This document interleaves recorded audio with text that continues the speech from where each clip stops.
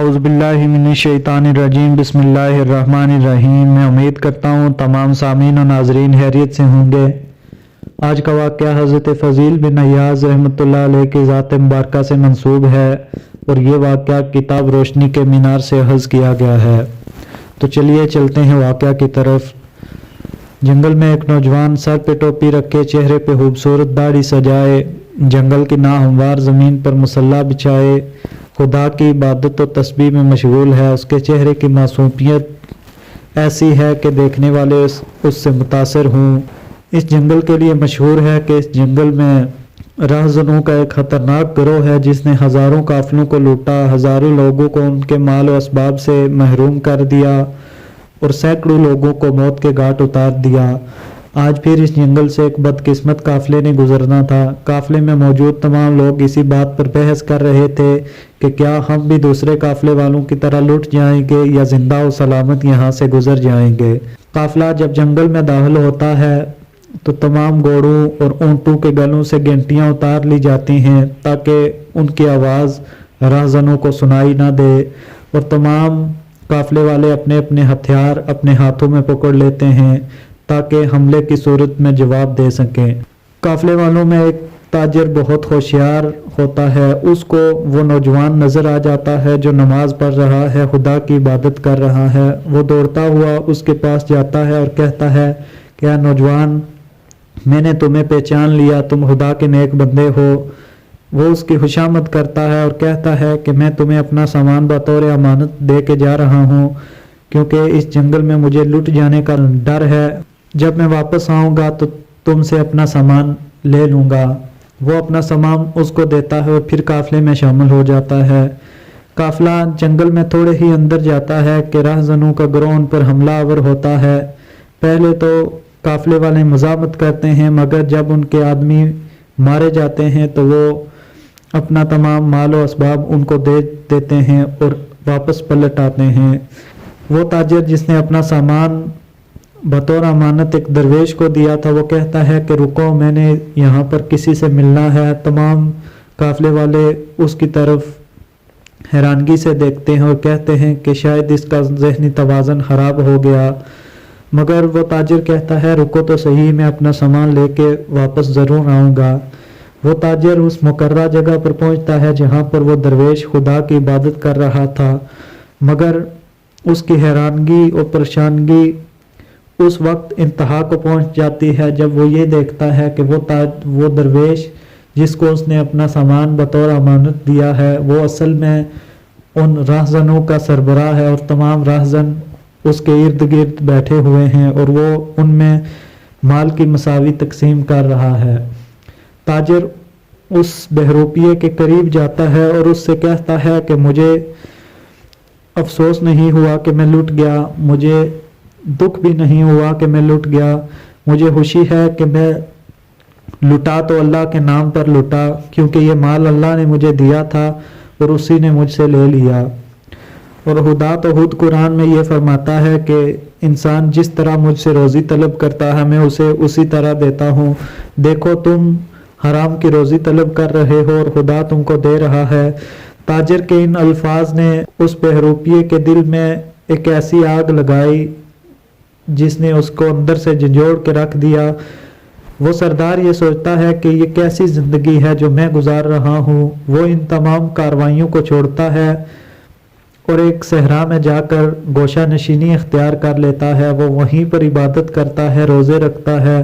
اس کے بعد وہ ایک قافلے کے ساتھ بغداد میں چلا جاتا ہے۔ بغداد میں وہ ایک قاضی کی عدالت میں پیش ہوتا ہے اور کہتا ہے کہ میں فضیل بن عیاض ہوں جس نے ہزاروں قافلوں کو لوٹا اور جس نے ہزاروں لوگوں کو کوڑی کوڑی کا محتاج کر دیا۔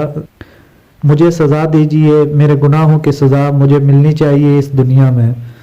قاضی فضیل بن عیاض کو جانتا ہے، وہ اس کی طرف دیکھتا ہے اور کہتا ہے کہ میں تمہیں سزا نہیں دے سکتا جب تک کوئی یہ دعویٰ نہ کرے کہ تم نے ان کو لوٹا ہے یا زیادتی کی ہے۔ فضیل پریشان ہو جاتے ہیں اور وہ قاضی ان سے کہتا ہے کہ آپ پریشان نہ ہوں، میں آپ کو ایک ایسی ترکیب بتاتا ہوں جس سے آپ کو معافی مل سکتی ہے۔ اگر آپ کو اس پر بھی معافی نہ ملی اور कोई शख्स आपको माफ़ करने के लिए तैयार ना हुआ तो मैं उसके कहने पर आपको सज़ा दिलवा सकता हूँ। फजील उससे तरकीब पूछते हैं। काजी कहता है कि आप उन नामों की एक फहरिस्त तैयार करें जिन लोगों को आपने लूटा है और उनसे माफ़ी मांगे।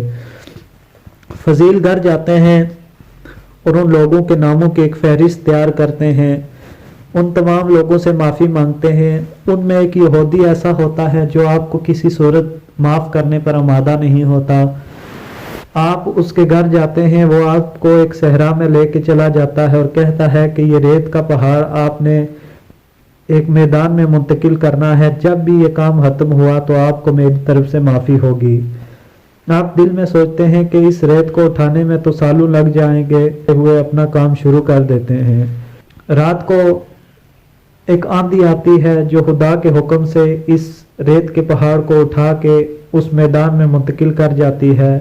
यहूदी सुबह इस नीयत से आता है कि देखते हैं फजील जिंदा भी हैं या मर चुके हैं, मगर वो ये देखकर हैरान हो जाता है कि रेत का वो पहाड़ एक जगह से दूसरी जगह मुंतकिल हो चुका है। फजील उठते हैं और उससे कहते हैं अब तो मुझे माफ़ कर दो, मगर यहूदी कहता है मैं तुम्हें किस तरह माफ़ कर दूं, ये तो हवा का कमाल है, तुमने तो कोई काम नहीं किया। फजील इस पर ज़रा गुस्से में आ जाते हैं, मगर वो तहम्मुल और बुर्दबारी का मुजाहरा करते हैं। यहूदी उनको अपने साथ लेके चला जाता है और उनको रास्ते में कहता है कि देखो मैंने कसम खाई हुई है कि मैं तुम्हें माफ़ नहीं करूँगा, लेकिन दूसरी तरफ तुम्हारे पास भी कोई पैसा नहीं जो तुम मुझे दो, तो हम ऐसा करते हैं कि तुम अपने हाथ से मेरा पैसा मुझे ही दे दो, तो मेरी कसम भी नहीं टूटेगी और तुम्हें भी माफ़ी मिल जाएगी। वो फजील को अपने घर लेके जाता है और कहता है कि फलां जगह अशरफियों से भरी एक थैली पड़ी है, वो उठा के लाओ और वो अपने हाथ से मुझे दो, मैं ये समझूंगा कि तुमने मेरा लूटा हुआ माल मुझे दे दिया। फजील ऐसा ही करते हैं और थैली उठा के लाते हैं। यहूदी उनसे कहता है कि इस थैली को ज़मीन पर उंडेल दो।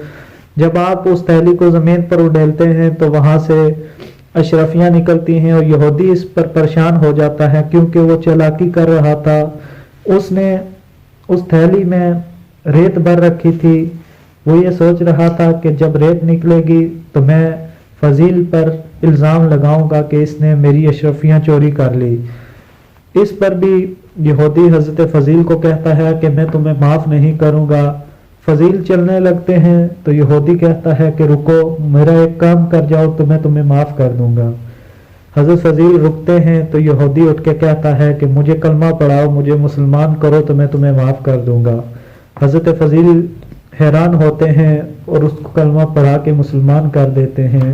यहूदी कहता है कि मैंने इसमें रेत भर रखी थी और तुमने जब इसको उंडेला तो वहाँ से सोने की अशरफियाँ निकली। तुम रेत के उस पहाड़ को देखकर परेशान नहीं हुए बल्कि तवक्कल रखा।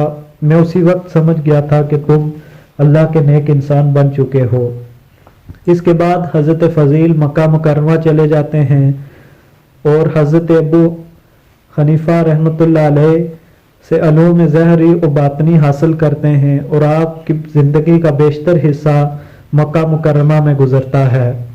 मैं उम्मीद करता हूँ आप तमाम लोगों को आज का किस्सा बहुत ही पसंद आया होगा और उम्मीद करता हूँ आप लोग इस वीडियो को लाइक करेंगे, शेयर करेंगे और मेरे चैनल को सब्सक्राइब करेंगे।